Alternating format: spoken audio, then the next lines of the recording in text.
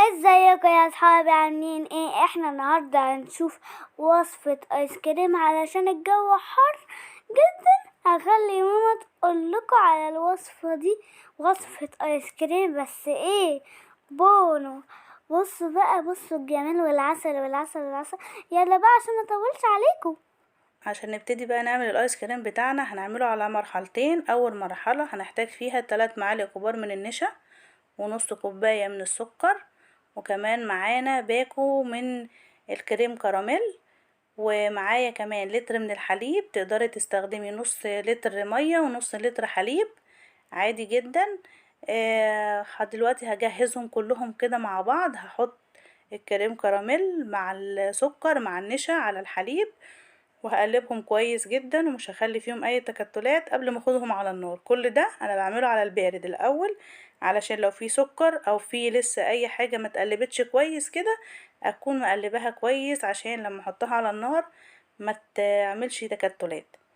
قلبناهم كده كويس جدا. هاخدهم بقى على النار وهوريكم دلوقتي انا محتاجة القوام يكون عامل ازاي. دلوقتي بصوا قوامها خفيف وسايل.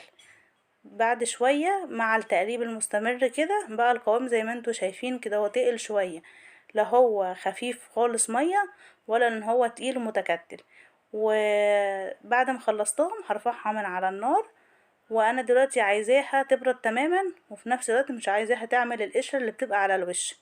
فهجيب كيس تلاجة عادي، هحطه عليها وهخلي الوش ملامس للكيس علشان ما يعملش القشرة اللي هي بتبقى على الوش. وبعد ما اسيبه بقى يبرد تماما تماما عشان ابتدي اعمل الخطوة التانية.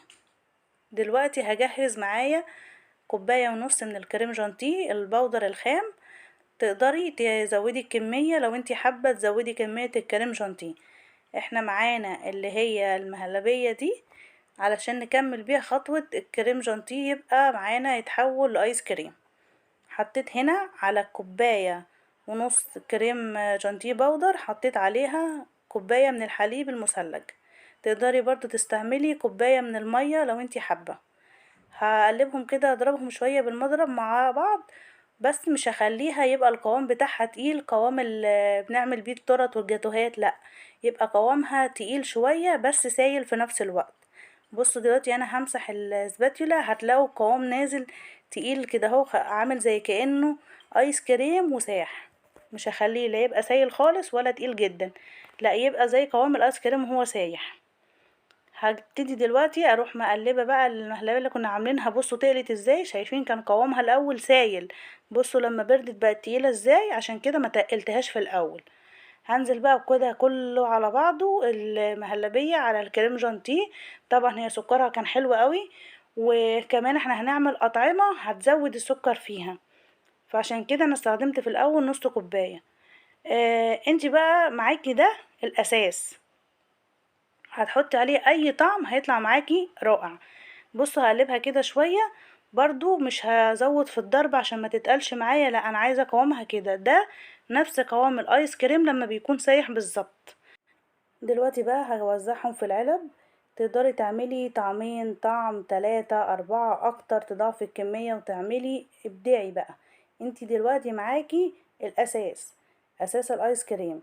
الطعم ده بقى على ذوقك وزي ما تحبي، والمتوفر عندك تقدري تعمليه. هجهزهم، ومعايا كان صوص شوكولاتة كنت عاملاه في البيت، هحط منه شوية كده واقلبهم مع بعض، هيبقى معايا اول طعم ايس كريم بالشوكولاتة. لو انتي مش عندك صوص الشوكولاتة او لسه مش هتحضريه يعني، عندك كاكاو خام، تقدري تحطي منه شوية وتقلبيه، هيديكي برضو طعم ايس كريم بالشوكولاتة. او كاكاو محلى، او تقدري تسيحي مكعب شوكولاتة لو عندك مع شوية من الحليب وتحطيه عليه، هيبقى برضو صوص شوكولاتة وجميل جدا. كمان كنت عاملة صوص الكراميل، جبت منه شوية برضو، حطيت بحط شوية شوية كده لغاية لما اشوف القوام مظبوط والطعم انا حاساه كده ان هو تمام. بس اكفى بتحطي وتقلبيه بس. انتي دي تقدري تعملي اطعمة كتير قوي، وانتي حاجات عاملاها بايديكي في البيت، مش هتغرمي حاجة يعني.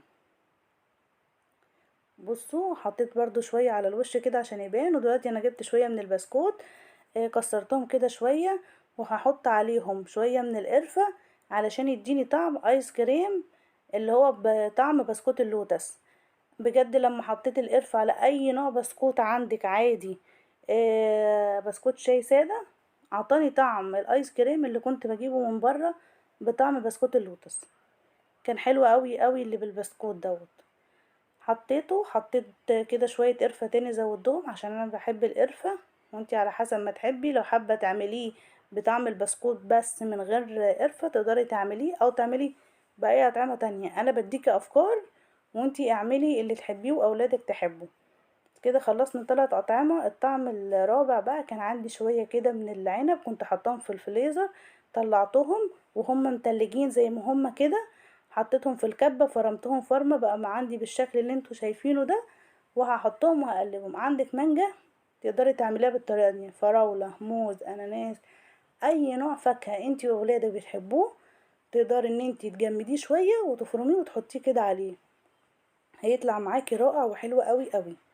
عملنا كده الأطعمة الحلوة بتاعتنا دي. هقفلها بقى واشيلها تجمد وارجع لكم تاني.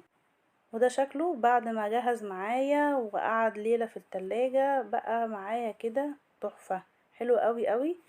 عملناه بكل سهولة. بصوا جميل ازاي. ده اللي كان بالكراميل، حلوة جدا جدا اللي بالكراميل ده، والسكر بتاعه كان جميل ومظبوط.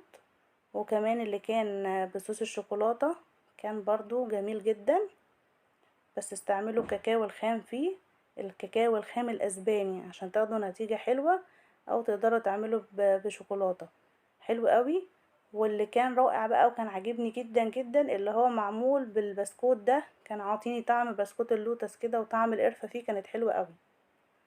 واللي كان بالعنب ده كنت اول مرة اجربه، بس فعلا طلع العنب طعمه حلو قوي قوي قوي، طلع جميل. اللون ده انا كنت حاطه له نقطه كده من اللون الازرق عشان يديني اللون دوت. كان حلو قوي. تقدري تحطي عليه لون او ما تحطيش، حلو قوي قوي. وكمان كنت جايبه بسكوته بقى وقلت بقى افرح الولاد كده واحط لهم البسكوت الجميل ده. بس كان الجو ايه بقى حر، فبقينا ناكله على طول. تقدري تشكلي تعملي كل لون لوحده، تحطي اطعمه على بعض، حلو قوي. وكان معايا كمان صوص الكراميل اللي كان مع كيس الكريم كراميل، حطيته عليها كده تحفه، حلو قوي. اتمنى ان انتوا تجربوه. اشوفكم دايما بخير. سلام.